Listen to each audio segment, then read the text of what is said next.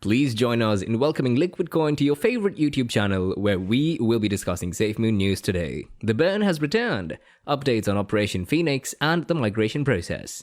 In this video, we discuss the most recent developments in the world of SafeMoon.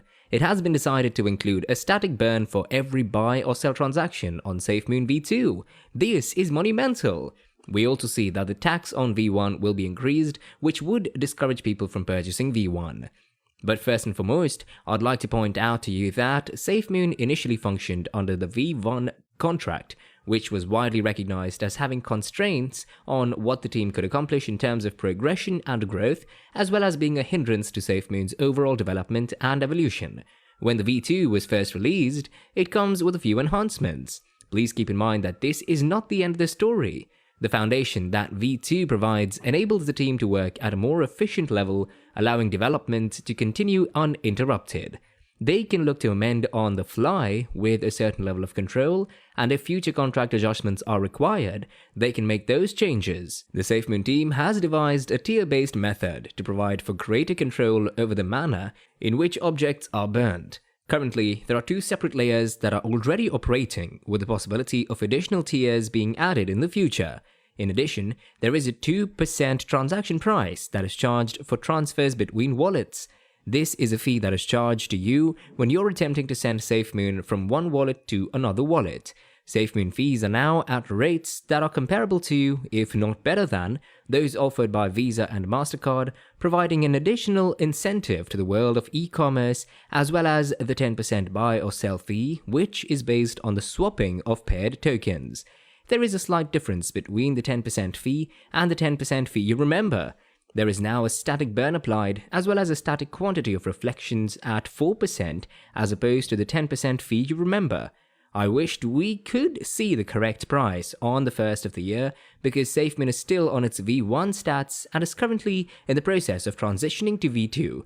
Before we look at BSC scan, we can see that 200k individuals have already migrated, so you can easily migrate or purchase SafeMoon V2 directly. Furthermore, SafeMoon Hound recently mentioned that the wallet connection with SafeMoon is proceeding smoothly, and that each step would be taken one at a time to complete the process. He also added that the integration of SafeMoon products with dApps will be a significant step forward because they will have access to DeFi commerce. Allow us to share information on Operation Pheonix. Project Pheonix is dedicated at connecting windmills with IoT cell towers around the Gambia, allowing people who have previously been denied internet access to finally have access. Additionally, it establishes an energy sector and a functional means to burn SafeMoon, while simultaneously generating a steady cryptocurrency for the country as a result of the process. If this concept proves to be successful, it has the potential to be applied wherever in the world. Beginning with a small county that is willing to participate in mass adoption is only logical. Consider all of the information that has been provided to us in a cryptic manner. Finally, if it is whirling, it is ablaze. A windmill, on the other hand, is unlikely to be capable of purchasing and selling SafeMoon on its own. The opposite would be true for a windmill that is powering a cell tower that connects a whole country to the power and cell grid. The access cost would be used to purchase and burn SafeMoon, and users would pay to access the network in SafeMoon, which the government would accept as an alternative currency in exchange for the access charge. It is only logical that we're heading in this direction. Every time I ask, John says, it's an ecology. The fact that you have an exchange, a new chain that others can build off of, but we get the fees, a viable use case, a network of windmills, and the internet to power it all makes perfect sense to me, considering where they're headed. And the fact that the Gambian government is assisting in the development of SafeMoon, there is no knowing how big the company will become. The concept of generational wealth is not a joke.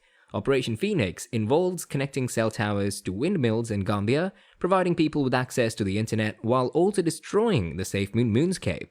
The correct terminology is wind turbines, not windmills. I'm just a simpleton and don't know the correct terminology. The goal is to convert mechanical energy from the wind into electrical energy that will be used to power the equipment.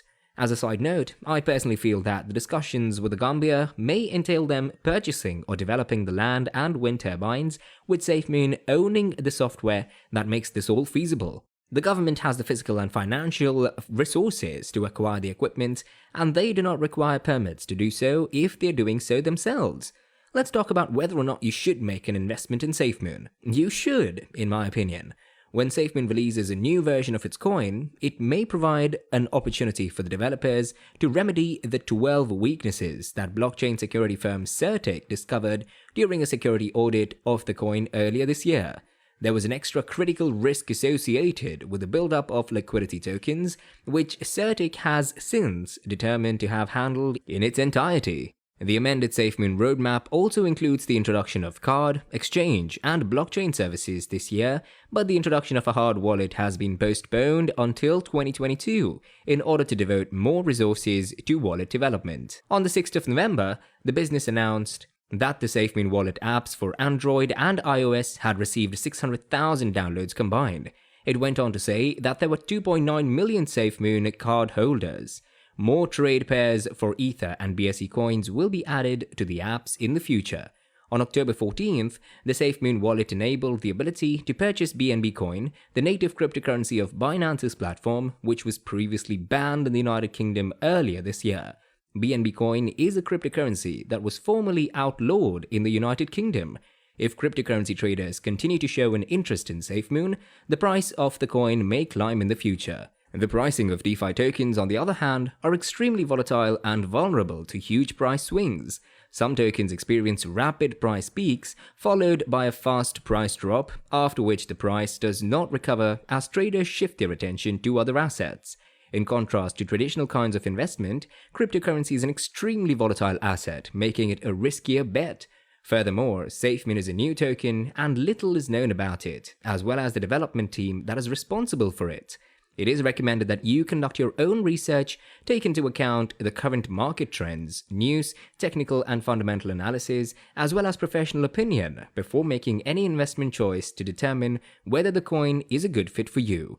Before making an investment, you should consider the level of risk that you're willing to accept, and you should never invest more money than you can afford to lose. In the coming years, the SafeMoon price, according to cryptocurrency forecasting websites, is expected to remain at a fraction of 1 cent per coin. Some forecasting websites emphasize the extreme risk associated with the SafeMoon, warning that it may fall to zero. Only you have the ability to decide whether or not you believe their predictions. It's important to remember that historical price performance does not imply future results, and never put more money into an investment than you can afford to lose.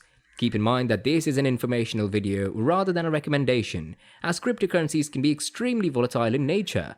Thank you for taking the time to watch, and please remember to like and subscribe to my channel.